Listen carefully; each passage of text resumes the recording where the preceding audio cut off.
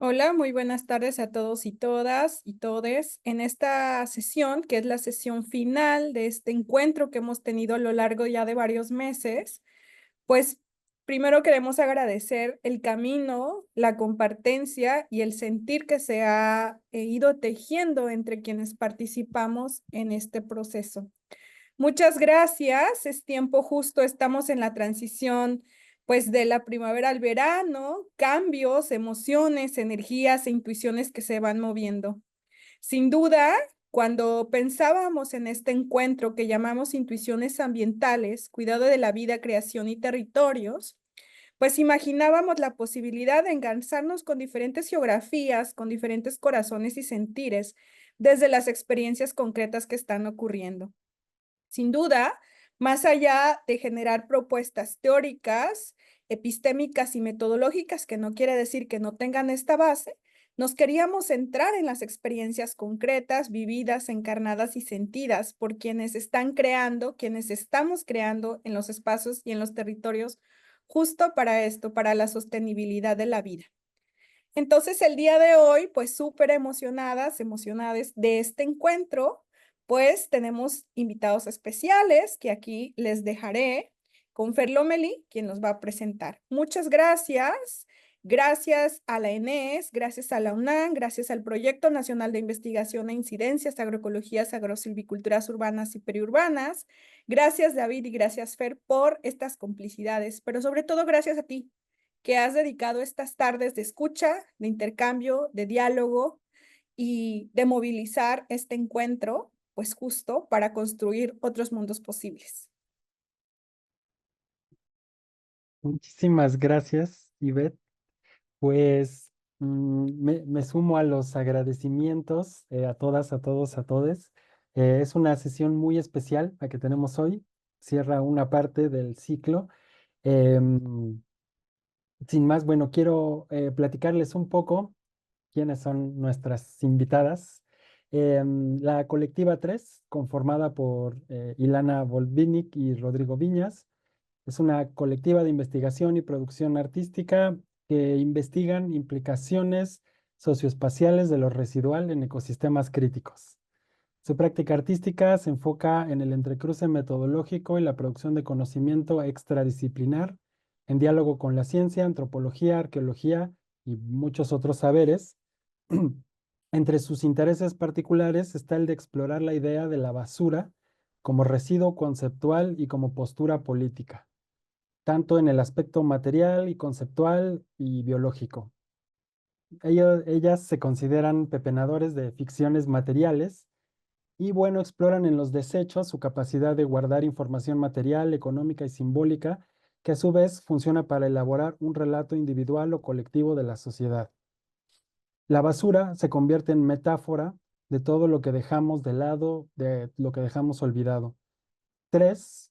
Explora desde distintos conocimientos situados una narrativa de todo lo que decidimos no ver. Un área fundamental de su trabajo colectivo son sus frecuentes caminatas sin destino específico, derivas para encontrar basura, objetos acumulados y ensamblajes residuales. Em, Primero queremos compartirles un video de la colectiva para comenzar y una vez que termine, pues les daré la palabra. Entonces, déjenme...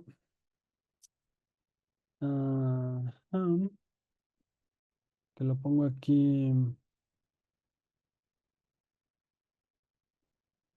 sonido, y vamos a probar. Ahorita me confirman que se escuche. Le voy a dar play de una vez. ¿Mm?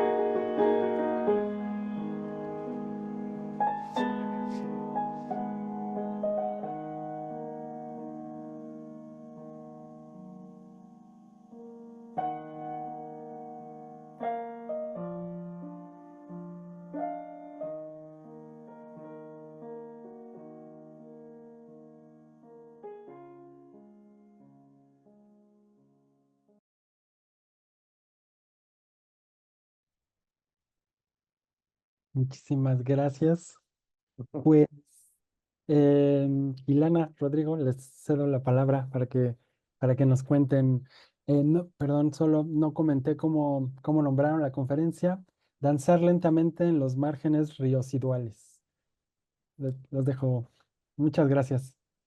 No, no, pues primero, muchísimas gracias por la invitación. Estamos muy contentas de estar acá platicando con todas ustedes de este proyecto que para nosotras ha sido muy importante y que nos ha removido hasta lo más hondo de nuestro ser, ¿no? Entonces, muchas gracias, David, Fer, Baruch, Ivette, muchas gracias por tenernos por acá. Y bueno, pues empezamos, ¿no? Sí, y creo que es importante lo que dice Rodrigo, porque realmente este es un proyecto que ha cambiado toda la configuración de nuestras cuerpos, de nuestra relación con el mundo, de nuestra relación incluso quizá con el arte. O sea, nos ha cambiado completamente, ¿no? Y es un proyecto que se presentó, si bien en el 2022, siguen sucediendo cosas alrededor de este proyecto que han sido muy potentes, ¿no? Y nos parece importante en ese sentido compartir. Y bueno, a lo mejor muy rápido. Llevamos trabajando como colectiva desde el 2009.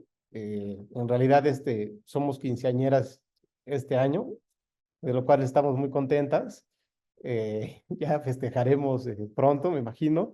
Y para pues, poner un poco en contexto a todas las personas que nos están acompañando, pues bueno, trabajamos con basura y siempre hemos estado tratando de generar vínculos y estudios de contextos y empatías con otras disciplinas, con otros seres, con otros objetos, de muchas formas y desde múltiples perspectivas, ¿no? Desde el acercamiento recogiendo basura con derivas por la calle, hasta clasificaciones, hasta este tipo de intervenciones monumentales, cosas más vinculadas al dibujo. Entonces, siempre tenemos como distintas salidas del trabajo que realizamos desde hace ya muchos años, ¿no? Todo depende, ¿no? Un poco dejamos que la investigación vaya dictando el curso de cómo se van tomando ciertas decisiones, ¿no? Entonces, creo que eso sería como a grandes rasgos. No me gustaría, a lo mejor, y solo que Lana quiera agregar algo más. No, no, me parece muy bien. Quizá decir que en este caso particular nos invitaron a un proyecto, fuimos artistas invitados para Espacios Revelados Lima y la primera cosa que nos propusieron fue trabajar con el río, sabiendo que nos encanta la basura, husmearla, olerla y manosearla en todos los sentidos. Nos pidieron que trabajáramos con el río porque el río Rímac, que es el río que atraviesa el centro de Lima, es un río que ya desde hace muchos años está muy contaminado, ¿no? Y les parecía que nuestra aportación en esa reflexión en ese ámbito podía ser muy interesante, ¿no? Río Rímac, que es el río hablador, eso quiere decir su nombre, y al río que nosotros le queríamos hablar, ¿no? Un río que tiene una larguísima y profunda historia en Lima, es fundador, o sea, fundante de Lima, pero también es un río que si bien, o sea, digamos que a partir de la llegada de los españoles cambió muchísimo su configuración y se puede ver muy claramente en la arquitectura que le da la espalda al río. Aquí lo podemos ver un poco, esta es una imagen antigua en donde que intervenimos, en donde ya podemos ver que hay realmente una muralla que da al río y sigue siendo así, ¿no? Es un río que está, si bien no está entubado, es un río que está pues con muralla de un lado, con ferrocarril del otro, con una pista de automóviles, Evitamiento, el evitamiento, que es como un exacto. periférico, le da la vuelta al centro de Lima.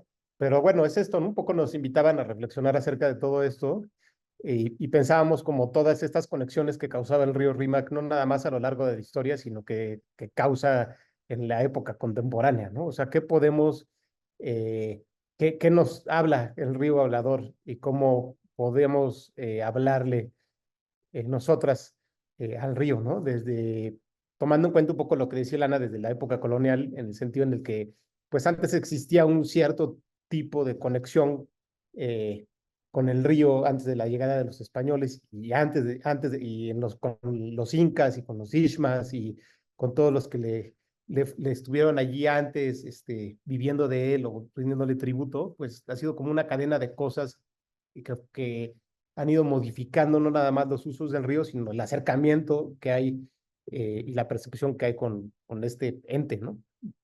Y un poco para hablar, porque esta imagen me trae un recuerdo muy potente, es que nuestras investigaciones siempre se van desdoblando en muchas direcciones y siempre volvemos a reconectar, digamos, con alguna cosa que estuvimos pensando en otros momentos.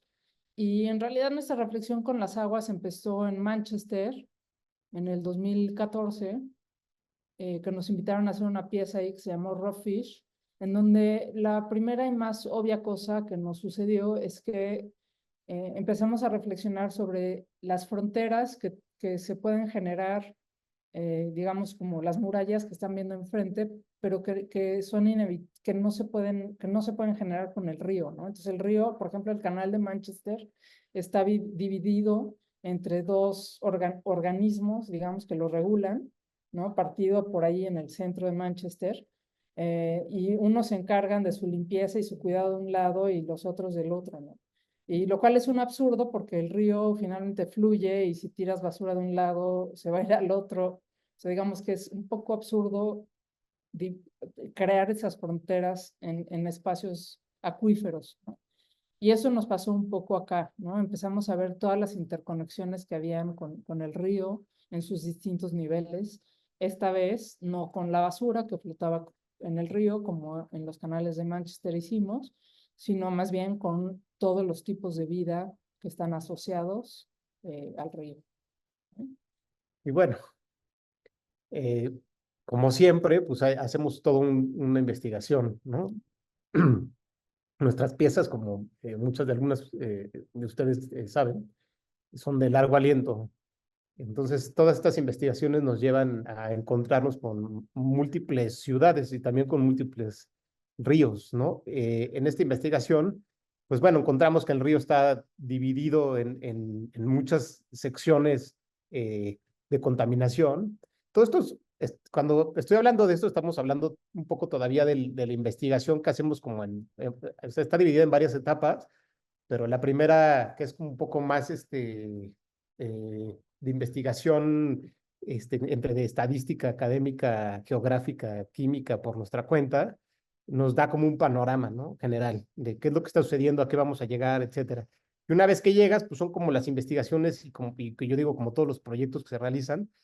Una cosa es lo que uno quiere y otra cosa es lo que sucede cuando realmente estás en campo, cuando realmente estás allí sintiendo el río, caminándola, platicando con gente, ¿no? Entonces empieza a ver todo un armado para tratar de entender un poco desde su contexto el río Rímac.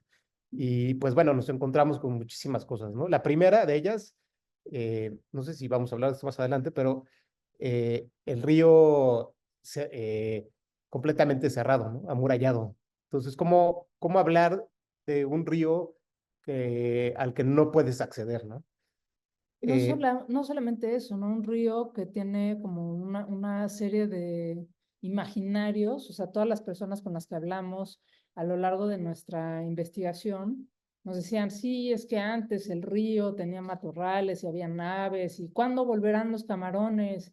Eh, es un río cloaca, es un río cicatriz, o sea, hablaban de un río inexistente y con una cierta ilusión de volver a un río que era así, ¿no? Lleno de vida, de muchos tipos, de pejerrey, de truchas, de mariposas, de sapos, nada que estaba a la vista en nuestra visita, ¿no? Entonces, eso empezó a desatar nuestra imaginación, ¿no? Y empezamos a realmente tratar de entender cuál era la situación del río y qué tipo de vida se asociaba con ese río o si realmente estaba muerto o no.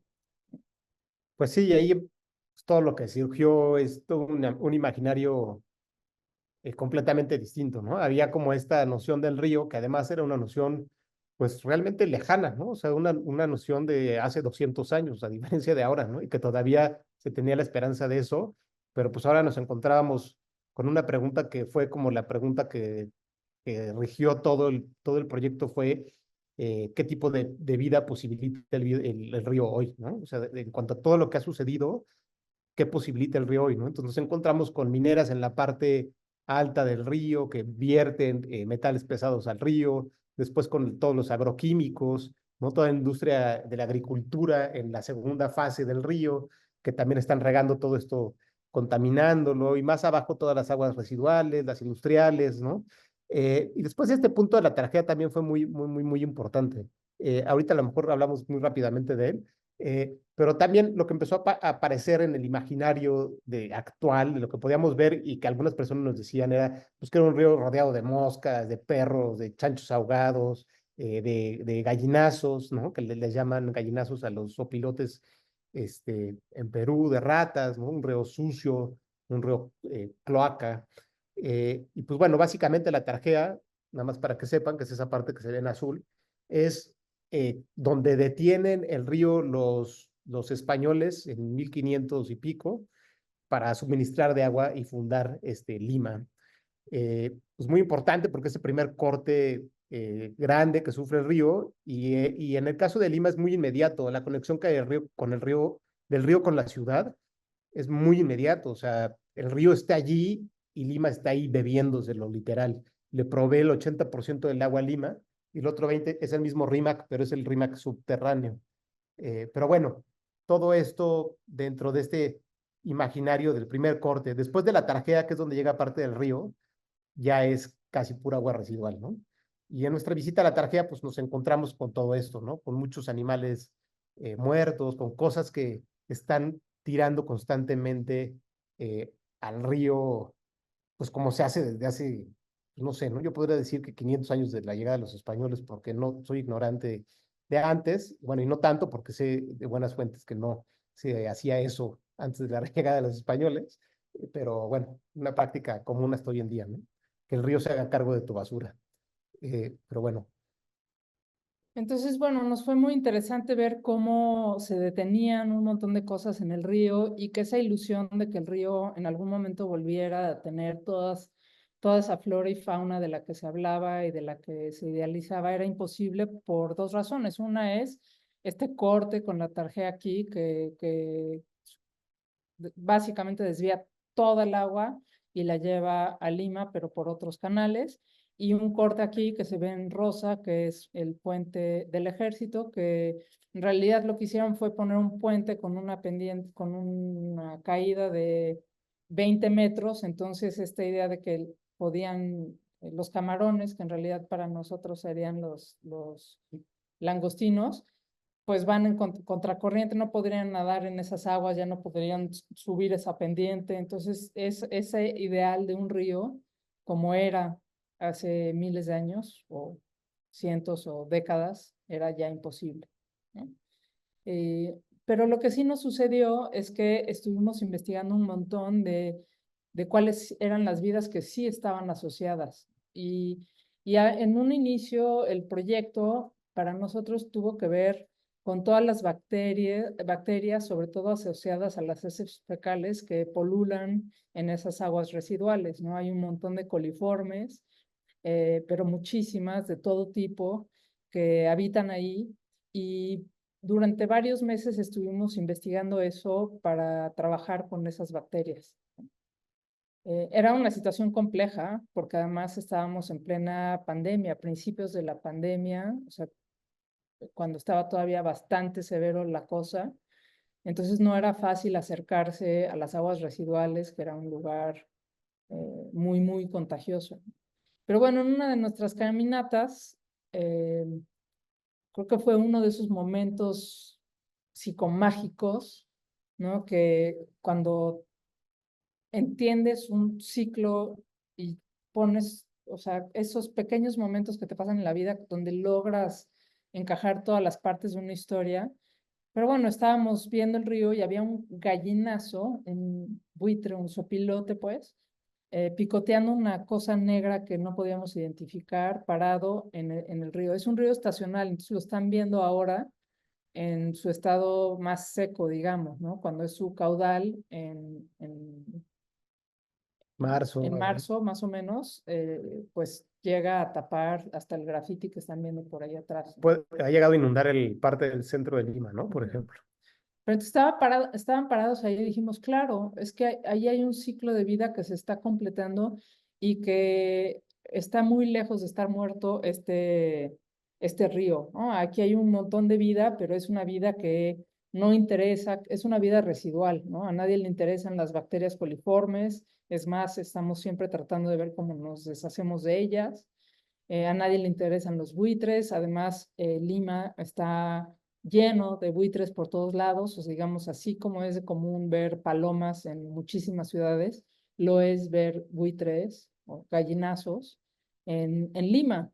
Pues para todos son un estorbo, son unas sí, ratas carroñeras, igual Hay que todo un vínculo y toda una historia de los limeños asociada a los gallinazos, ¿no? O sea, hay desde gente que dice que el escudo de Lima son dos opilotes, aunque la historia real es que son las águilas reales, inspiradas en las alemanas. Eh, pero bueno, no hay desde ese imaginario y siempre están obviamente ligados a cuestiones de corrupción y política y ha sido muy usado por los artistas limeños, por la política limeña, o sea, es constantemente traído al, ay, ¿no? perdón, Te estoy no, pero haciendo no un sé, eco. eh, y bueno, hay literatura, hay muchas cosas, ¿no? Entonces, dentro de nuestra investigación encontramos esta danza y el del gallinazo, en una parte creo que es del sur del Perú. O sea, había ciertos rituales que se les hacían a los gallinazos antes de la llegada de los españoles. Hay toda una serie dentro de la investigación que hicimos, pues salió, por ejemplo, que en Lima hay una calle que se llama Los Gallinacitos, que era donde en el siglo XVIII se les recolectaba mucha de la basura orgánica que desechaba Lima en ese momento y se les dejaba ahí para que comieran, ¿no? Entonces se llamaba gallinacitos porque los gallinazos bajaban y comían en esa calle, se alimentaban y ayudaban a limpiar la ciudad de Lima, ¿no? Bueno, lo de la danza, hay muchos datos curiosos que son muy bonitos que también no sé si me adelantaré o no, ya nos dirá Ilana, pero otro dato, por ejemplo, de la llegada de los españoles es que la iglesia de Santo Domingo, en Lima, en la pileta, por ahí un relato del el Inca Garcilaso de la Vega, que dice que los gallinazos bajan religiosamente todos los días a las 8 de la mañana a bañarse en la pileta de la iglesia de Santo Domingo, sin falta alguna, ¿no? Y pues eso nos parecía maravilloso, y desde eso hasta cuestiones de rituales del Señor de Pachacamac, en donde ciertos sacerdotes hacían ofrendas de distintos tipos de productos, ¿no? Lechuga, tomate, pescado, porque se le consideraba un ave sagrada, ¿no? Hasta la fecha, vaya, el cóndor es un buen ejemplo, el que es así como el gran ave peruana, pues es como el rey de los gallinazos, ¿no? El rey de los opilotes. Y quizá la parte más sabrosa fue una investigación muy, muy sabrosa una vez que dimos con eso y también quizá una de las partes más increíbles de esa investigación fue conectarnos con la jefa del Departamento de Ornitología de, El Museo Natural de la Universidad Nacional de San Marcos. ajá, que también, por cierto, era o es, sigue siendo directora de ese museo. Es ornitóloga y es amante, una de las pocas personas dentro de las artes y ciencias biológicas que se dedican a estudiar los gallinazos, ¿no? Digamos que inclusive dentro de la ornitología misma son bastante poco estudiados los gallinazos, ¿no? Pero ella sí tenía una gran pasión y entonces muchísimo del tiempo nuestro fue leer sobre ellos a través de sus artículos, pero también hablar larga y profundamente con ella sobre los hábitos, la etología, la anatomía, sus gustos, digamos que fueron muchas horas, muchos días y muchos meses de meternos a fondo con qué son estas aves. Otra cosa que tiene Leti Sarinas, antes de seguir con esto, es una cosa que se llama Gallinazo Avisa. Es un proyecto súper bonito en donde le ponían GPS a los gallinazos para ver en qué lugares se concentra más la basura en la Lima metropolitana, lo cual también era súper bonito. Entonces tienen varios gallinazos identificados, nombrados, tienen unos pósters así como estilo Che Guevara, como si fueran revolucionarios anarquistas, increíble, ¿no? Pero bueno, pues nada, aparte de toda esa investigación, pues nos llevó a muchas cosas, ¿no? Y de alguna manera, digamos, lo que traíamos en mente desde un inicio, no sabíamos muy bien cómo lo íbamos a ejecutar, era hacerles una ofrenda a estas aves maravillosas, ¿no? Y tenía que ver un poco con que en la Tarjea se detienen ahí todos los desechos mayores y después pasa por un proceso de limpieza el agua en muchos niveles. Pero el primero es como una gran coladera en donde se detienen las cosas macro, ¿no? Y dentro de esas cosas macro nos contaban los señores que están en la Tarjea que todo el tiempo están llegando pedazos de chancho o chanchos enteros o animales de todo tipo que la gente, una vez que están enfermos, lo que sea, los tiran al río. Y la prueba fue que estuvimos, en los primeros 15 minutos que estuvimos ahí, cayó un gato, pues, ¿no? Y entonces todo esto lo sacan de esta gran red, digamos, y la llevan al tiradero municipal. Y entonces en el tiradero municipal, como sabrán todos ustedes, siempre hay gallinazos que están picoteando y comiéndose la basura orgánica. Entonces, lo primero que pensamos es, pues vamos a cortar ese ciclo y vamos a sacar estas piezas y dárselas directamente, ¿no? Eso, por supuesto, otra vez, entre el dicho y el hecho hay un gran hecho, ¿eh? Sí, no, nada más. Entonces, bueno, todas estas cosas que están viendo en la pantalla son cosas que fuimos investigando sobre los gallinazos, ¿no? Desde cómo operan, su alta sociabilidad, que son aves contemplativas. O sea, digamos que hay un montón de cosas que son importantes para los gallinazos, ¿no? Ay, ya moví algo. Bueno, sí. Dentro de esas cosas es que son muy contemplativas. Tienen los mejores puntos de vista de la ciudad. Les encanta ver, o sea, como tienen unos remates visuales pues, muy tremendos y también les encanta escuchar. En esta contemplación no nada más es estar viendo ciertos remates, sino escuchar. Entonces, uno de los lugares en donde más se posan es la Catedral Metropolitana de Lima, porque tiene una vista, en realidad parece, o sea, la gente piensa que son palomas y hay palomas, pero en su gran mayoría son gallinazos que están ahí parados, esperando la cosa esta que hacen los peruanos a las 12 del día, que es como un cambio de guardia o algo así, en donde hacen música y entonces están ahí los gallinazos viendo la plaza, escuchando la música. Entonces, como inspirado en esto, tratamos de buscar ciertos lugares en donde pudiéramos eh, ofrecer eso, ¿no? A nuestra audiencia. Y que como pudieron ver en el video, o sea, un poco se generó eso, ¿no? Una línea recta. Lo que están viendo acá es Bacchus, que es esta como fábrica altísima que vieron al inicio más o menos del video. Del otro lado del río está la Casa de la Literatura y justo en el cruce visual, digamos, entre ambos está el techo de la Policía Nacional del Perú, que es donde pusimos la ofrenda, ¿no? Y esto es importante en muchos sentidos, no solamente en términos visuales, digamos que desde el techo de la Casa de la Literatura se ve el río, pero no se ve desde ningún otro nivel y las personas no pueden subir al techo comúnmente. Entonces, eh, era también una excusa para poder ver el río desde arriba, por un lado, y por otro lado da, como pueden ver, justo casi enfrente de donde estaba la ofrenda. Y por el otro lado, la fábrica Bacchus, como pudieron observar en el video, pues es una fábrica muy alta para el entorno donde está situada. Tiene 12 pisos, más donde estaban las sillas y la torre, o sea, 13, digamos. Y todo lo demás a sus alrededores son de 2, 3, máximo 4 pisos. Entonces sobresale muchísimo, pero también está cerrado al público. Entonces las personas del barrio no pueden normalmente subir y disfrutar de la vista de Lima de esta fábrica, desde esta fábrica abandonada, ¿no? Y por otro lado, Lima está dividida en dos Limas, ¿no? La Lima que está de este lado, donde está la Casa de la Literatura, que es la Lima del centro histórico, colonial, preservado, y por el otro lado, el barrio del Rímac, que es un barrio muy, muy antiguo también, pero muy abandonado, digamos, ¿no? Totalmente abandonado. Sí, con mucha pobreza y con mucha delincuencia.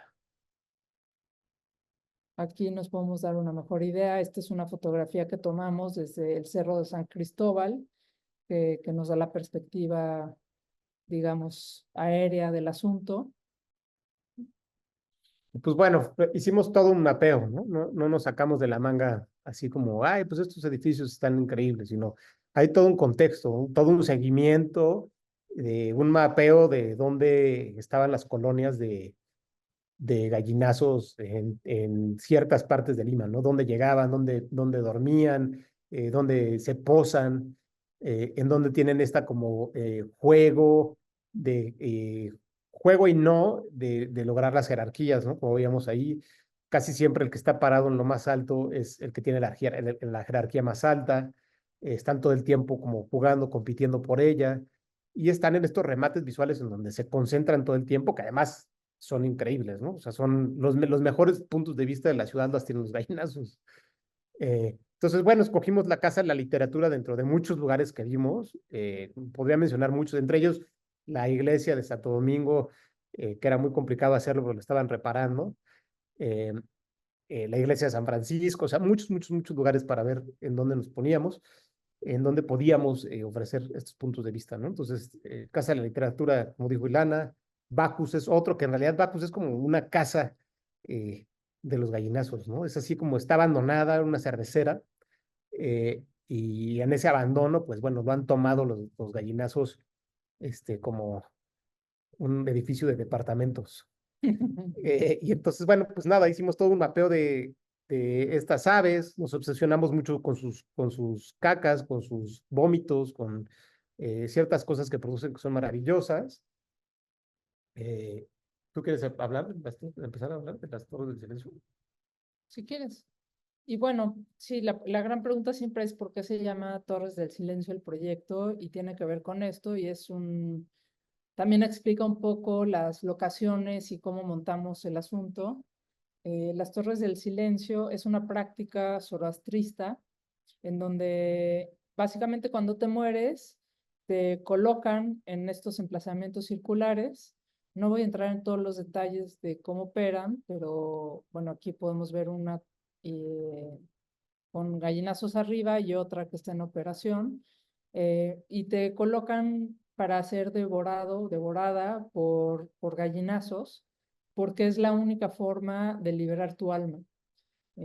Si te creman, si te tiran al río o al agua, si te entierran, lo que estás haciendo es contaminar la tierra, el agua, el cielo, ¿no? Y entonces la única forma de no contaminar es ser devorado por un gallinazo. ¡Wow! ¡Qué maravilla!, ¿no? O sea, la verdad es que Cerrar el ciclo, ¿no? Zoroastro es como muy importante para muchas de las religiones en la antigüedad. Yo creo que es de las más antiguas, si no es que es de la más antigua de las que se tiene registro. Y bueno, nada más para decir que se da, no sé si específicamente, pero Irán, la India, una parte de la India, porque salen hacia la India, porque se prohíbe en Irán, y entonces están como en vías de desaparición, ¿no? Está Zoroastro, que se representa con las alas del gallinazo del lado derecho, ¿no? Y con el disco solar. y hay otras prácticas ancestrales, está también el Sky Burial tibetano, eh, pero bueno, nos gustó mucho esta idea de las Torres del Silencio porque además lo que nosotros queríamos lograr con nuestras Torres del Silencio era un espacio de contemplación, de alguna manera como esta imagen Santiago Cárdenas se llama. Que para los peruanos es muy curioso, o sea, para los peruanos Santiago de Cárdenas es como el primer aviador, o sea, el primero en inventar la aviación, ¿no?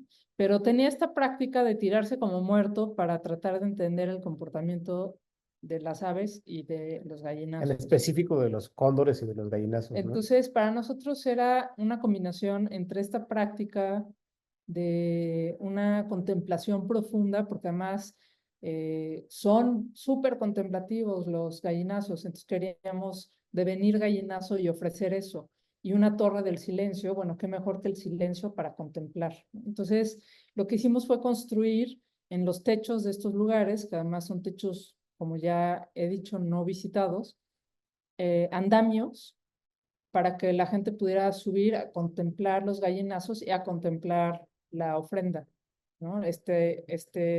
Pues, una ofrenda de 150 kilos de carne para que fuera devorados y que todo el mundo desde lo lejano pudiéramos ver cómo se devoraban el banquete, los gallinazos, ¿no? La idea de un andamio es una cierta inestabilidad y vulnerabilidad que te pone en situación de fragilidad, ¿no? Entonces, estás en un techo de un edificio y te sientes en tierra firme más o menos, ¿no? Pero cuando estás en un andamio, sientes cierta fragilidad y cierto o sea, cierto vértigo, y que era parte de lo que queríamos producir, ese como punto de vista de los gallinazos, ¿no?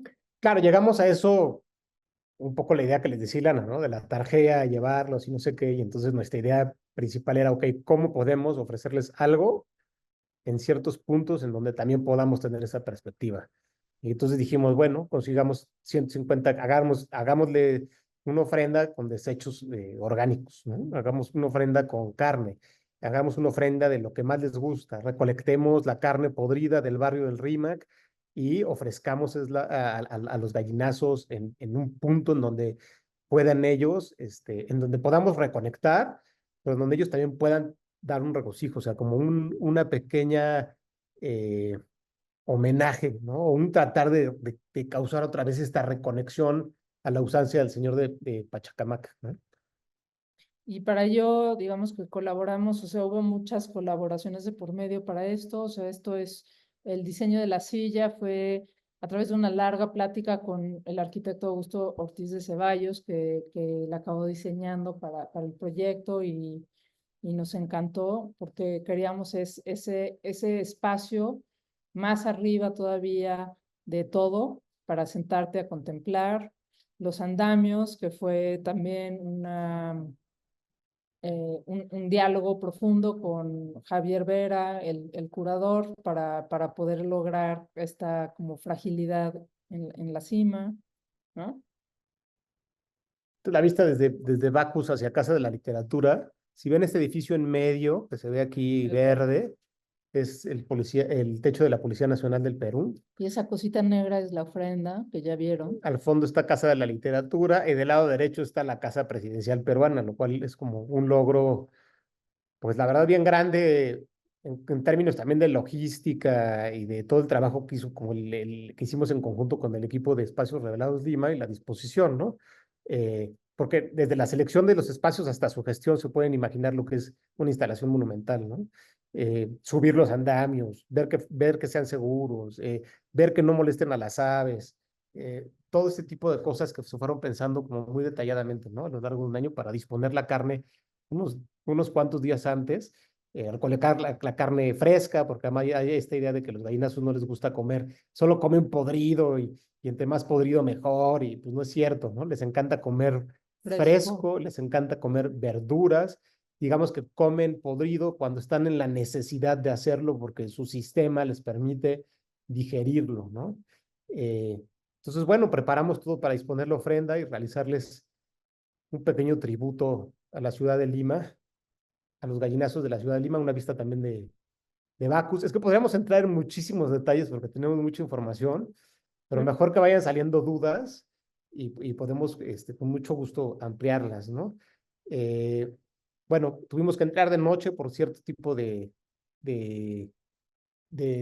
como, no, les iba a llamar regulaciones, pero no son regulaciones, por cierto tipo de alertas que hay con los gallinazos, o sea, no pueden verte Porque desconfían. porque desconfían, obviamente, como cualquiera de nosotros lo haría, ¿no? O sea, casi un humano dejándome comida, o sea, como, ¿qué está pasando, no? Les llama la atención y entonces tuvimos que hacerlo de noche, cuando no nos pudieran ver, para que apareciera la carne ahí. Todo esto fue parte de un ritual que hicimos con un danzante de tijeras peruano. Hicimos todo un ritual arriba del techo de la Policía Nacional del Perú para ofrecer todo esto. Se coronó la ofrenda con 150 kilos de carne y con 3 chanchos bebés que llegaron ese día. Para nosotros, como saben, el número 3 es así como casi cabalístico, etcétera. Sin el Entonces, caso. entonces llegaron los 3 chanchos ahí y fue así para nosotras como una señal muy grande. Y pues bueno, están ahí todas las entrañas de la chancha que parió y que murió justo ese día y que no pudo aprovecharse todos sus interiores, ¿no? Y aquí está la ofrenda, 5 días después, Yo creo que es 4 días después o esto, ¿no? 4. Porque no se ve tan negra todavía. Bueno, medio calcinada ya. Hicimos aquí todo un menú súper bonito. De un lado había hígados de pollo, de otros un arroz chifa, porque las chifas allá son la fusión entre comida china y peruana.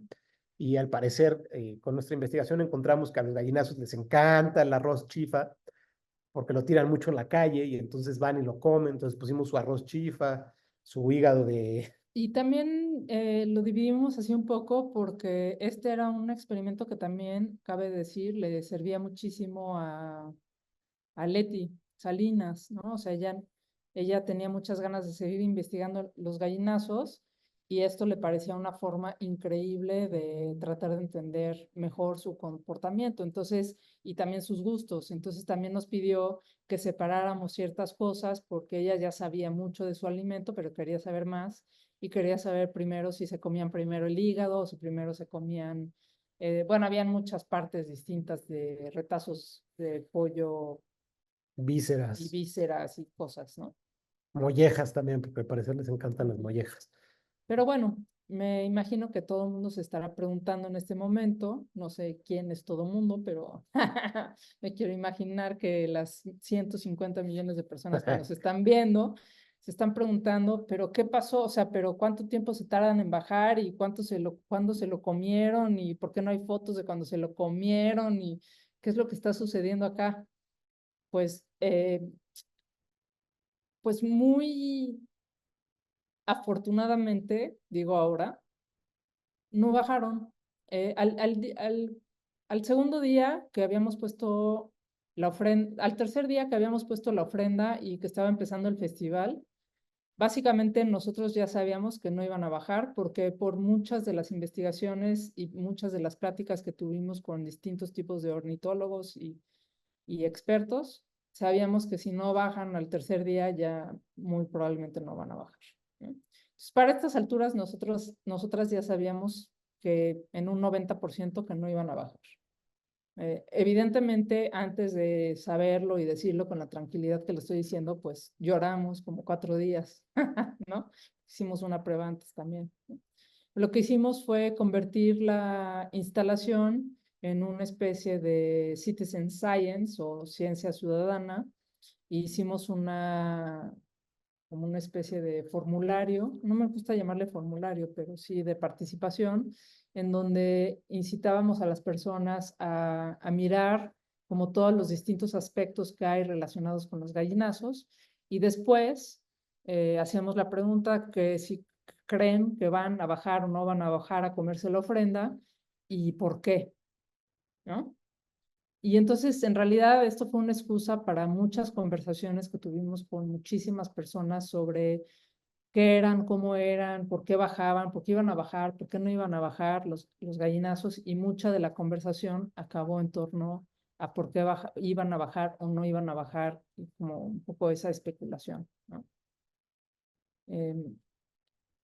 Bueno, la Aquí, vista de Lima. la vista de Lima. Pues ahí está, del lado izquierdo Casa de la Literatura, abajo del lado derecho y la Policía Nacional del Perú en medio. También teníamos sistema de comunicación entre inmuebles. Entonces pusimos unos espejitos de cada lado para comunicarnos del otro lado para ver qué onda, si estaban viendo algo o no. Era Hacíamos muy emocionante ver el reflejo del espejo, señas de luz, más la instalación en la fábrica Bacus, ¿no? Que Lo que hicimos fue básicamente regar toda la investigación por toda la fábrica, de todo lo que habíamos ido compilando, ¿no? Parte de las imágenes que vieron al inicio es parte de esa investigación. Y con un poco la intención, pues subir 12 pisos no es fácil, entonces las personas podían detenerse a la mitad del camino, que además la fábrica era espectacular, y sentarse un rato a ver las imágenes de gallinazos, a como ir entrando en el mood gallinazo, entender que todo esto era para, por y de los gallinazos. Ver también las egagrípolas, o cómo se llamaban, egagrípolas, Ah, que son las cosas que regurgitan los gallinazos. Entonces por ahí estaban numeradas, en otras teníamos en unas bolsitas, las recuperábamos para los científicos, ¿no? Las científicas que podían estudiarlas, porque estudian alimentación. Y bueno, este es el diagrama del proyecto, ¿no? Básicamente está compilado aquí, pues, mucha de la información que realizamos, inclusive aquí en este diagrama tenemos aquí la posibilidad de qué pasa si no llegan los gallinazos o qué pasa si sí llegan, ¿no? Eh, pero nada te puede preparar a que no lleguen. nadie te puede preparar para lo que uno piensa que es un fracaso, pero un fracaso pensado desde la soberbia como humanos, que dices, ah, claro, ya sé mucho de gallinazos y sabemos muchísimo y entonces van a lograr y van a bajar, ¿no? Entonces fue como pues sí, un gran golpe al ego. Hermoso, fue hermoso, porque al final, ¿y por qué este proyecto nos ha sido tan profundamente importante?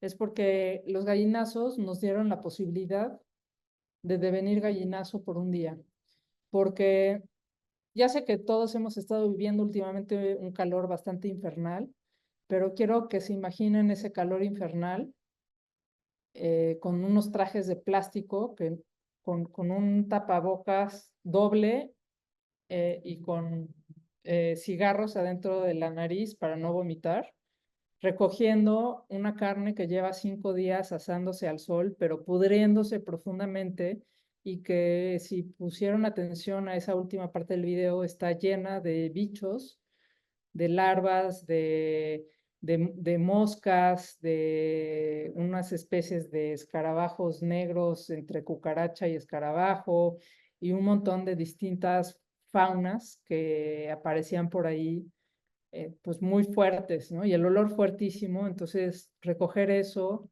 y encargarnos de esos desechos nosotras, después de 5 días, pues fue devenir gallinazo, ¿no? Fue Sí, o sea, la lección fue al revés, ¿no? Mientras estábamos recogiendo eso, que se ve en las últimas tomas, que estamos empezando a recoger, los gallinazos están como el dron, o sea, están pasando súper bajo, estamos nosotras ya diciendo, ya van a bajar, o sea, van a bajar ahorita que estamos aquí nosotras en el techo, ¿no? Es porque estamos moviendo y el olor está saliendo, pero no, o sea, en realidad lo tomamos eso desde la agencia de este otro ser, que más bien nos compartió su visión de vida, ¿no? Como, bueno, ahí está y ahora, pues ustedes, encárguense, les toca encargarse de lo que no les encargarse de lo gusta. que no les gusta.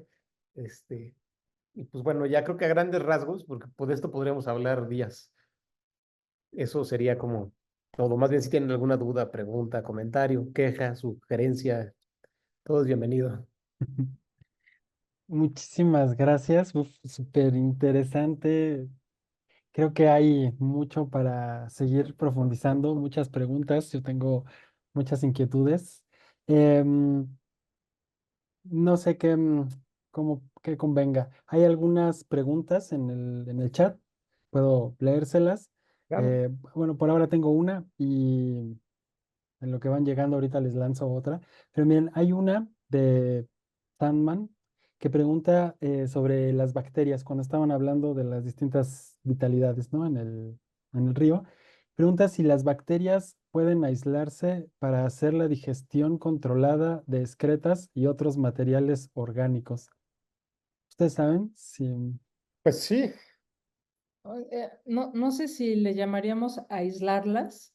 O sea, muchas de ellas evidentemente viven de comiéndose estos residuos, pero creo que si algo hemos hecho re mal, les humanes, es tratar de aislar las cosas, ¿no?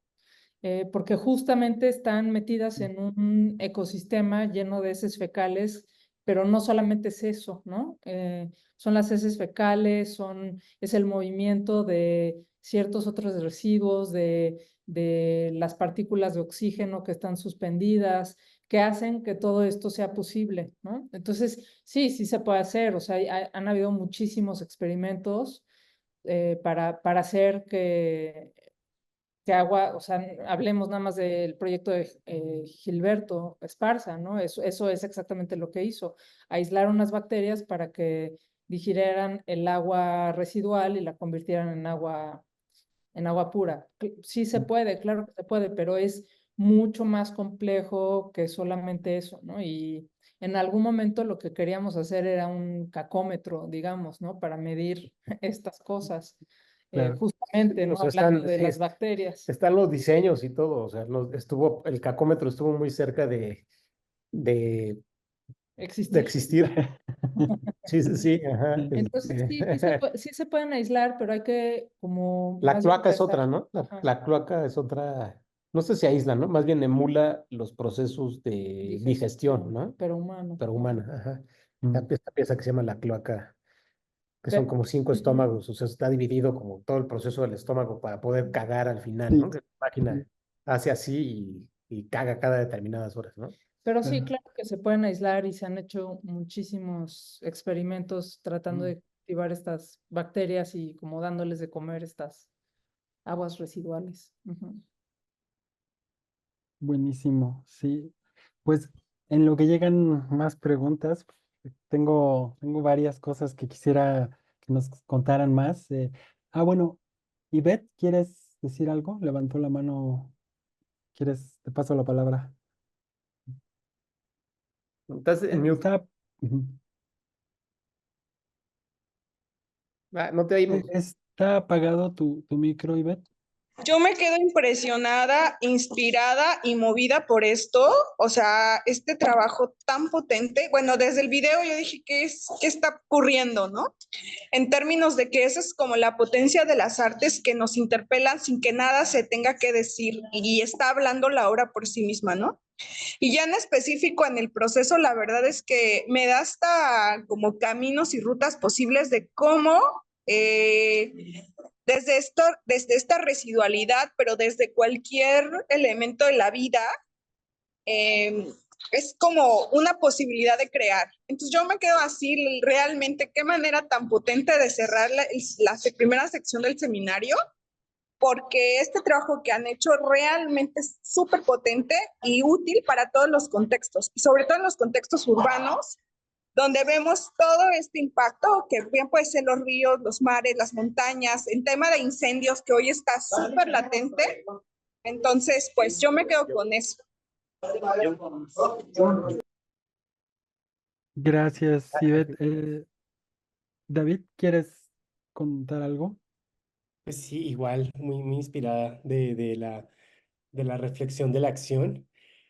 Fue una acción intensa, tantos días de trabajo, además con el miedo pandémico, qué fuerte estuvo eso. Mi pregunta un poco más es a una conversación, como haciendo spoiler de una conversación que tuvimos hace unas semanas con ustedes también y ahora aprovechando que estamos aquí en un escenario más público, es la basura, las basuras, porque son complejas, diversas, contradictorias entre ellas, tienen como muchas implicaciones ecosistémicas. Justo estaba en una sesión de trabajo ayer hablando de baños y decíamos como la importancia de los baños secos implica una nueva política de manejo de los residuos, donde ya no pensamos en ese ensamblaje que se produce entre el agua y el residuo y que se va por la cañería y que después de que sale del baño íntimo de la casa, ya, o de la escuela o de la terminal de transportes o del centro comercial, ya se vuelve responsabilidad del Estado. Un baño seco siempre implica una responsabilidad de tus propios desechos, o sea, tienes que encargarte de tus propios desechos y tienes que continuar una cierta labor ecosistémica de tus propios desechos, ciertos cuidados, ciertas atenciones, eh, porque aunque sea materia orgánica, no necesariamente es una materia orgánica pertinente para ciertos territorios. Hay una serie de complejidades del manejo de los residuos que implica la pregunta por un baño seco. Y luego hoy veo su presentación y nos vuelve a traer esa pregunta sobre sobre cómo socialmente tenemos esta idea de desmarcarnos del problema de los residuos. Cuando hablamos muchas veces de ambientalismo, queremos como un ambientalismo verde, bonito, sembrar, aire, viento, lluvia, pero no nos queremos hacer parte del lado oscuro de nuestros propios agenciamientos materiales, que son los residuos y las basuras. Y recuerdo una frase de Ilan hace unas semanas: reciclar no necesariamente es una política del todo pertinente. Entonces me gustaría un poco como que nos ayuden a reflexionar por qué insistir tanto en la basura y por qué insistir en las relaciones ecosistémicas de la basura. Y porque creo que ahí hay algo en su trabajo que es completamente, ayuda a dilucidar una serie de debates agroecológicos y ambientales que necesitamos seguir teniendo. Esa es un poco mi inquietud. Gracias. Soy fan. ¿Vas, hoy? Híjole, pues es una pregunta bien compleja. Acá tienen otra pregunta. No sé si juntamos las dos preguntas y después contestamos. ¿Sí? ¿Prefieren? Ajá, Va, sí, sí, sí. adelante. Pues muchas felicidades. Mi nombre es Santiago Landois Álvarez y Casa, conservacionista de corazón. Estuve trabajando en áreas naturales protegidas. Actualmente estoy trabajando en el Instituto Municipal de Planeación de Los Cabos en el área de sustentabilidad ambiental y es increíble su proyecto. De verdad, muchas felicidades porque encontrar estos proyectos donde se puede combinar el socioecosistema con el arte es increíble. Sea, todo lo que ustedes hicieron es justamente, retomando la palabra del compañero anterior, es integrarlo y entonces lanzarnos esa gran pregunta de cómo interactuamos, ¿no? Y cómo nos formamos parte de esas interacciones ecológicas que se vuelven sociales también y nos dan ese gran mensaje más cuando estamos pasando por tres crisis civilizatorias, una de ellas el de la contaminación por la basura y los residuos, ¿no? Y justo también nos incita, también nos hace partícipe y hace un llamado a la acción muy importante de cómo podemos encontrar estas conexiones, pero también cómo podemos vernos como parte del territorio y generar alternativas y a través de estas iniciativas poder justamente, más allá de sensibilizar, que eso ya es una gran aportación, también plantear esta iniciativa como una alternativa. Entonces, muchísimas felicidades, ¿no? Y otra cosa que rescato es gracias por ese énfasis en el gallinazo, en el sopilote, porque aunque no es una especie carismática, ¿no? Tiene una gran aportación, justo por muchos de los elementos que ya habían mencionado, que son parte de esos servicios ambientales, de esos servicios ecosistémicos. Muchas gracias. No, gracias a ti.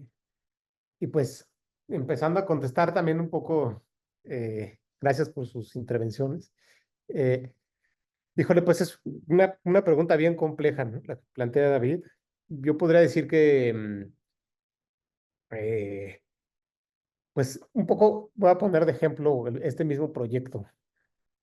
Mucho de lo que nos preguntábamos era, o sea, ¿por qué mover la basura de la Tarjea a otros lugares? O sea, al basurero.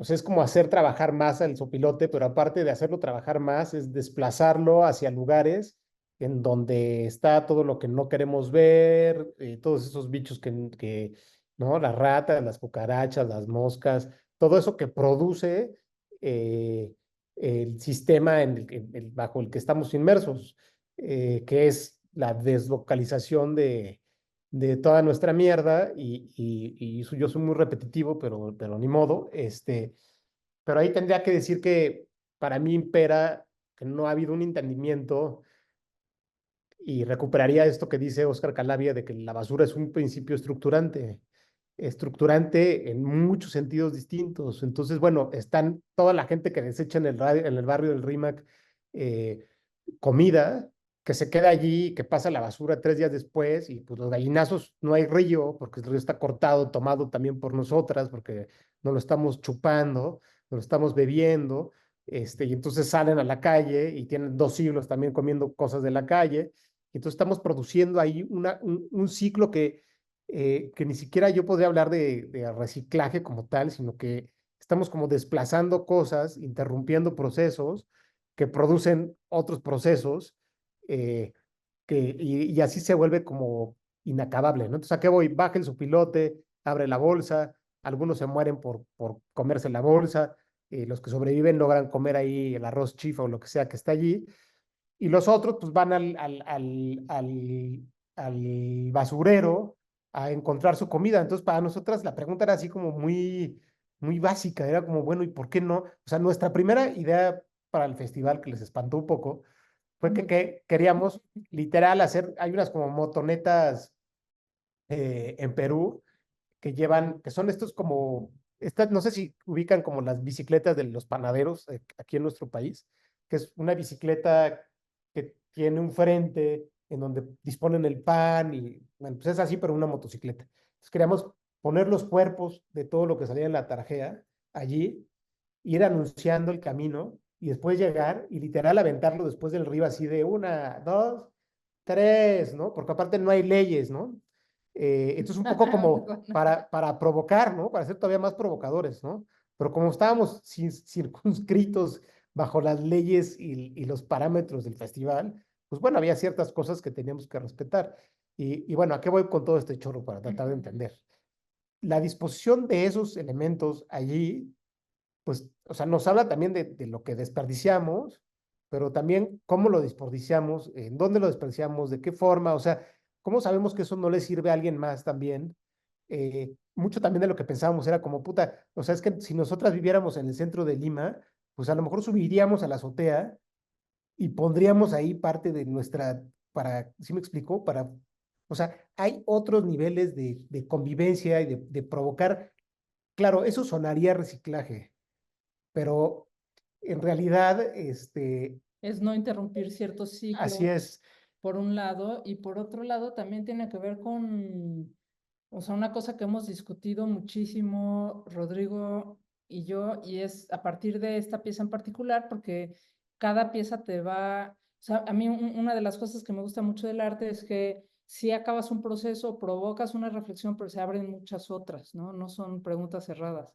Y la pregunta que se abrió para nosotras y que hemos seguido indagando profundamente y que la hemos llevado a otras locaciones para indagarla de muchas maneras distintas, es esta idea que decía Rodrigo de la coexistencia o lo que llamaríamos nosotras la arquitectura inclusiva, ¿no? Y no solamente en términos de muchas formas de ser humanos, sino más bien muchas formas de ser, ¿no? O sea, ¿por qué hemos diseñado las ciudades sin pensar en todas las formas de vida con las que convivimos, nos gusten o no nos gusten, ¿no? ¿Por qué más bien estamos todo el tiempo tratando de hacer que todas las formas de vida de una ciudad se vayan, ¿no? Y que queden como estériles? Me imagino que nos gusta vivir en hospitales, ¿no? Y en lugares así, pero bueno, después estamos a 40 grados centígrados, después pues todas las coladeras huelen a mierda, o sea, ¿por qué? Porque estamos todo el tiempo excluyendo formas de vida en la urbanización misma, ¿no? Y bueno, sí, Pues sí, o sea, no, bueno, ibas a yo, decir algo, pero a pero ver. sigue. No, porque yo me iba a meter ya con el tema del reciclaje. Hablar un poco O también como del sea, gasto a la energético. mierda con el reciclaje. O sea, el reciclaje no sirve de un carajo. Nos llevan educando muchas décadas pensando en estas 3 Rs y reciclaje es de las 3 Rs la menos eficiente y la que deberíamos borrar de ahí. A lo mejor tendrían que ser 3 Rs, pero la otra es resignificación, que dijimos eso hace mucho Sí, que tiempo. tenemos muchos años diciendo eso, ¿no? Le falta una R a todas esas Rs, la R de resignificar. Pero más bien hay que tumbar Pero más bien hay que tumbar las Rs. ajá, sobre todo la de reciclaje, ¿no? Es muy costoso reciclar, los materiales siempre pierden cualidad, o sea, cualidades de muchos tipos cuando son reciclados, y el problema no está, como diría Lino Mena, en ponerle una curita al problema del cambio climático o del agua.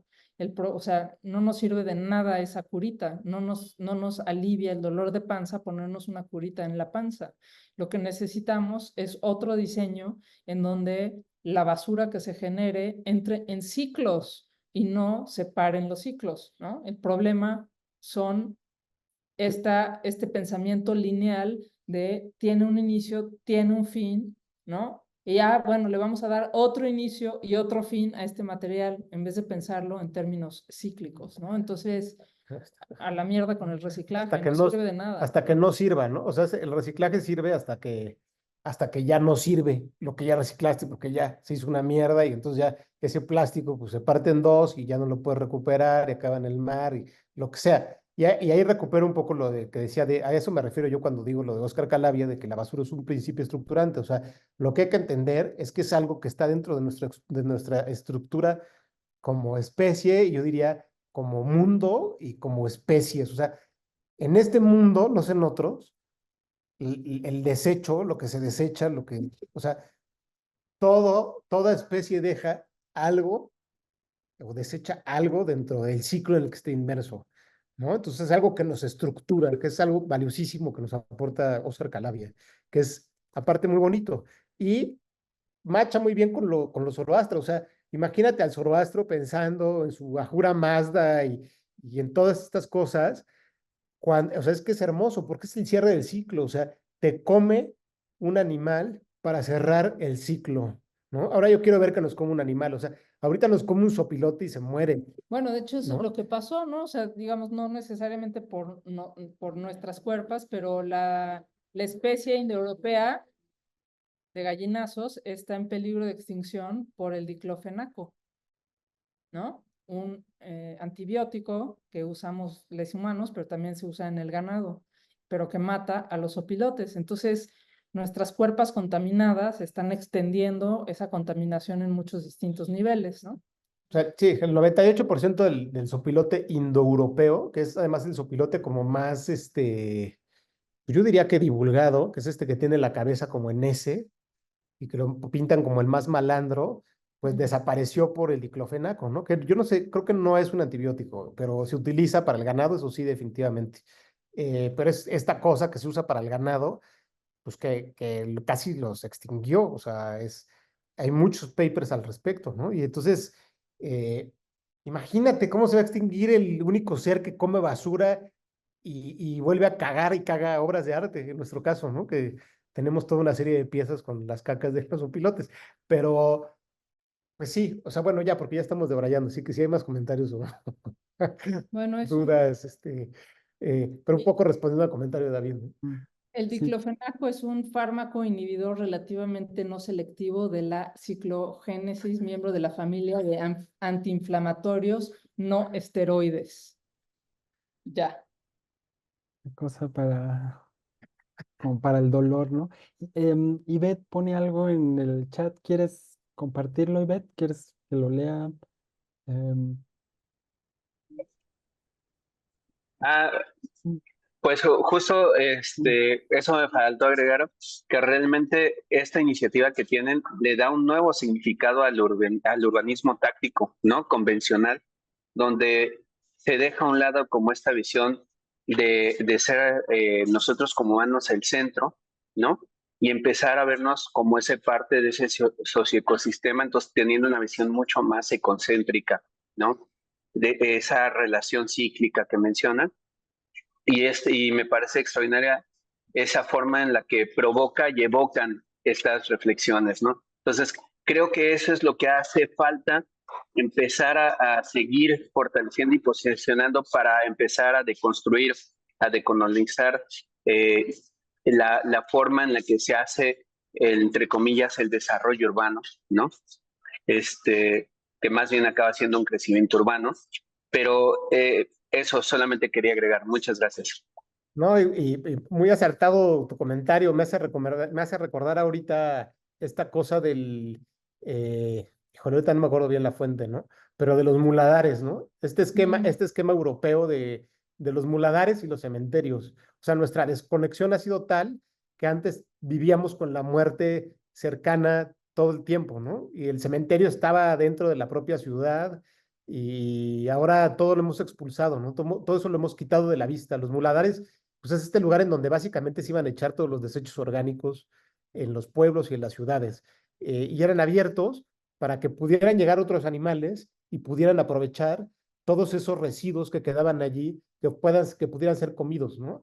Pero después viene toda esta revolución Higienista. de la higiene, en donde todo esto produce infecciones, todo esto produce otro tipo de cosas, y todo esto tiene que ser removido no nada más de la vista, porque aparte huele mal, se ve mal, Entonces hay que sacarlo de la ciudad, hay que llevarlo lejos para poder estar sanos y a salvas de cualquier tipo de infección, pandemia, etcétera, ¿no? Hay que reeducar nuestros sistemas olfativos, sobre todo.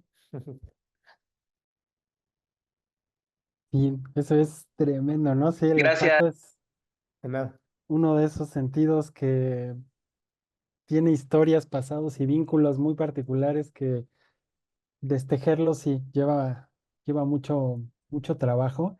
Yo quería preguntarles, retomando un poco lo de la arquitectura inclusiva, la coexistencia, un poco de lo que se platicaba, ¿no? De estas relaciones socioecosistémicas. Em, Algo que me llamaba la atención del proyecto, bueno, entre muchas cosas, era el asunto pues de las miradas y las atenciones, justo como decían hace ratito, de venir gallinazo, por ejemplo, ¿no? Estar un poco desde su perspectiva, mirando, contemplando el territorio. Em, Quisiera preguntarles si en este otorgar atención ustedes hacia los gallinazos, ¿hubo algo en donde pudieran notar la atención que les prestaban a ustedes, los gallinazos? O sea, ¿cómo fueron observados, escuchados? Partiendo de esto que nos comentaba, ¿no? De que son seres sensibles, atentos. em, ¿Hay manera de dar cuenta de eso, de cómo fueron vistas ustedes? Antes, en medio o después, sería la Todo el pregunta. momento, sí, algo al respecto de esas Que, atenciones, de ida y vuelta. Ajá. Mm. o sea, porque sí voy a empezar con el ultimísimo evento de conexión, porque están todos los gallinazos del planeta conectados, ¿no? Y hace unos días di una charla sobre este proyecto, de otros aspectos de este proyecto, y, y pues fue también bastante larga. Y al día siguiente de esa charla, abro la puerta de mi casa y a 1 metro está un gallinazo. Qué grandecito, ¿eh?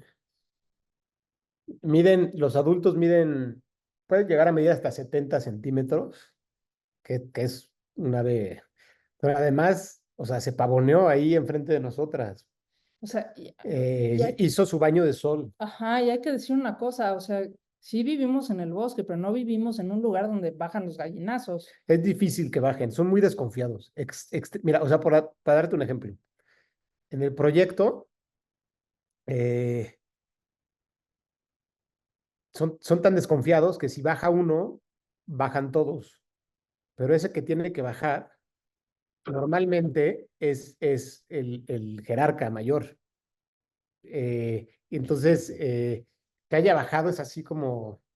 Pero, y bueno, y hacen aparte sus baños de sol, que son estas cosas donde abren las alas, se extienden para que les pegue el sol, para que el sol los seque y también mate todas las bacterias que tienen en las alas. Y al mismo tiempo también se orinan como un mecanismo de limpieza en las en patas. sus patas. Pero bueno, o sea, imagínate nada más hablar 1 hora sobre gallinazos, abrir tu puerta y ver uno enorme allí plantado, ¿no? Entonces, esa es una, ¿no? O sea, sí ha habido comunicación con ellos. Una en el proyecto bien potente, creo yo, tiene que ver con que siempre estaban rondeando la ofrenda, o sea, no es que, o sea, o sea, veíamos cómo, o sea, fueron más de 4 veces o 5 veces que dijimos, ya, no, porque veíamos cómo, Tío, pero se o iba. se paraban así en uno de los tubos cercanos ahí nada más a ver. Ajá, a oler, veíamos. Y evidentemente antes de poner la ofrenda tuvimos muchos encuentros cercanos del tercer tipo y del cuarto tipo y del quinto tipo con gallinazos. O sea, estuvimos mucho tiempo tratándonos de acercar. Nunca pudimos ni quisimos tocar alguno. Pero aparentemente hay muchos, o sea, por ejemplo, Leti Salinas. Bueno, es la única que ha tenido gallinazos en cautiverio, casi del planeta. O sea, los agarra, güey, imagínate. Entonces sí hay un vínculo, o sea, se establece un vínculo, o sea, sí, definitivamente. Y además, una de las historias que nos decía Leti, o sea, independientemente de los vínculos que se establecieron con nosotras, y que para mí que nos hicieran recoger todos esos desechos fue una forma, y esas sombras que ven en el video de gallinazos pasando, bueno, estábamos recogiendo los desechos y veíamos las sombras una tras otra, estaban ahí como pavoneándose de, miren, no nos lo comimos, pero ahora les toca recogerlo a ustedes. Claro, y sucesos antes también, ¿no? O sea, en la iglesia de Santo Domingo también, cuando subimos a una cúpula alta, además que te sientes que te vas a caer todo el tiempo, ahí, o sea, en una de las ventanas, mientras estábamos ahí, llegó uno y se paró ahí enfrente de nosotros, ¿no? En la Casa de la Literatura también, en Bacus también, o sea, estuvimos en mucha conexión de distintas formas eh, con ellos todo el tiempo, ¿no? En Casa de la Literatura era impresionante, ¿no? Nos quedábamos ahí, sentadas, ahí, observando, Horas. viendo, llegaban, se posaban, Ilana se les acercaba, eh, ellos estaban pendientes, como tratando de entender qué sucedía, tienen a veces un gesto como de abrir las alas para ser más imponentes, ¿no? De dejarte saber que, Hacen así. pero te estoy hablando de, te estoy hablando de 1 metro de distancia, o sea, y así otro tipo de historias que tenemos ya un poco más personales, de forma más como pues sí, o sea, espiritual, literal, o sea, como mensajeros, o sea, se nos han aparecido mucho. O sea, nosotros, en realidad, cuando tomamos la decisión, es cuando los vemos en el río, pero cuando confirmamos esa decisión, subimos al Cerro de San Francisco y ahí es donde nos llega así la confirmación porque hay sopilotes, porque estamos viendo dónde va a estar dispuesto, o sea, porque en ese momento tenemos como esa visión de poder decir, de entender como un poquito más esa parte, de decir, wow, ok, Como ven. cómo están viendo y en dónde podemos disponernos y por otros tipos de cosas que sucedieron, ¿no? O sea, hay muchas historias ligadas a eso que todavía, como dice Ilana, pues siguen sucediendo. Se crea un vínculo. No sé, Bueno, casi hasta la fecha seguimos llorando cada vez que vemos ese video. me imagino, sí. Ivette, ¿quieres decir algo?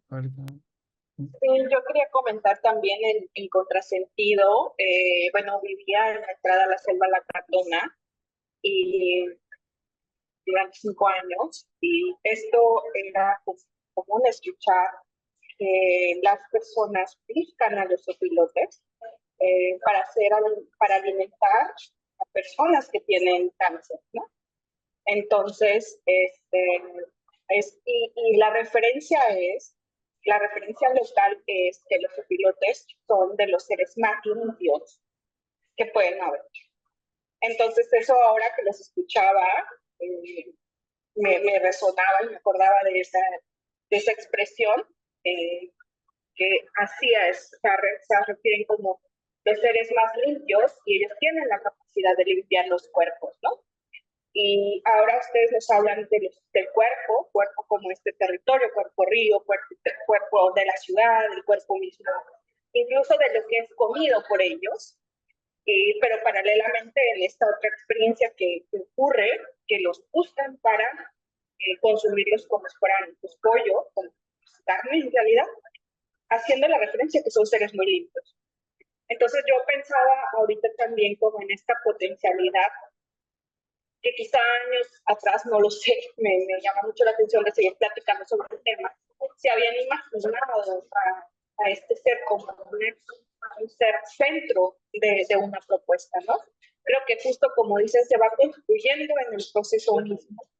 Pero qué posibilidades de apertura para hablar de muchos temas, para hablar del arte, para hablar de cómo nos conectamos en las propias ciudades, qué es lo que ocurre, cuáles son los ciclos fracturados, cuáles son las sociedades que se van también abriendo a partir de hacer visible una ramificación de interacciones que ocurren, ¿no? Entonces no quería como pasar de lado esta pues, forma de verlo, en Ocosingo, en la Puerta de la Selva de La Candona, y son buscados específicamente para ello, ¿no?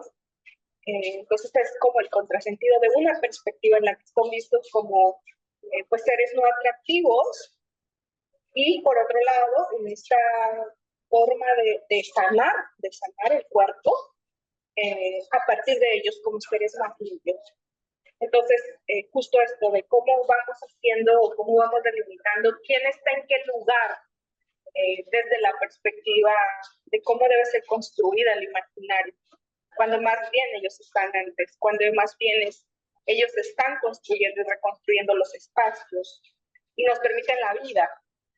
Entonces, pues sigo aquí como en esta escucha, en esta resonancia, en estas mil y un posibilidades. Pues nada, pues agradecerles nuevamente. Muchas gracias. Pues muchas gracias por el dato, está buenazo. Sí, ahí nosotros encontramos comunidades, pero en Oaxaca, que hacen un tipo de ritual muy específico dedicado a los opilotes aquí en nuestro país. Y la verdad es que también cómo uno llega a estas cosas es a través de estar presente en donde estás, ¿no? O sea, porque finalmente a nosotras nos invitaron a trabajar el río, no a trabajar los opilotes, ¿no?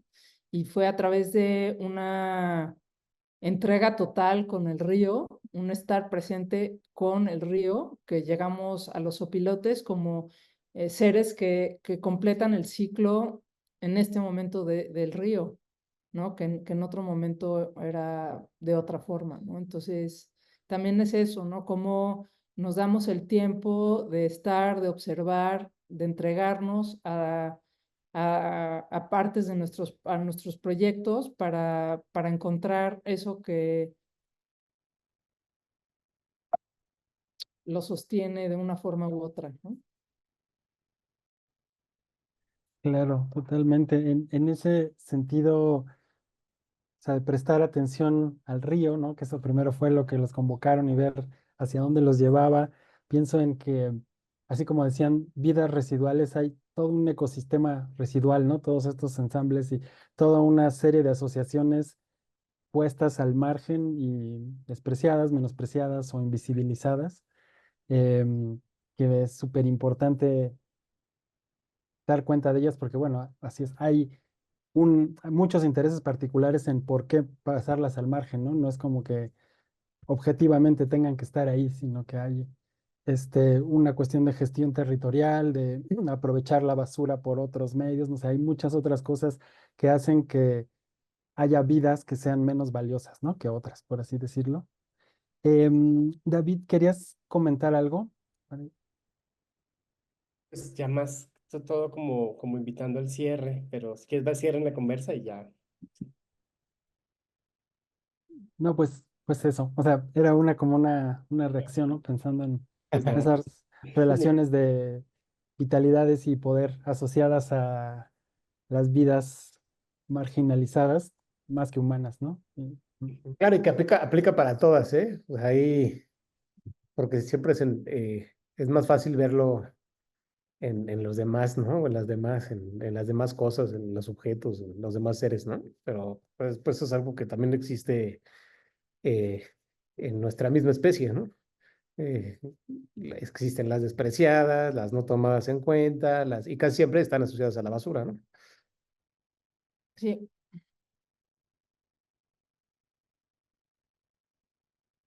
Sí, ¿no?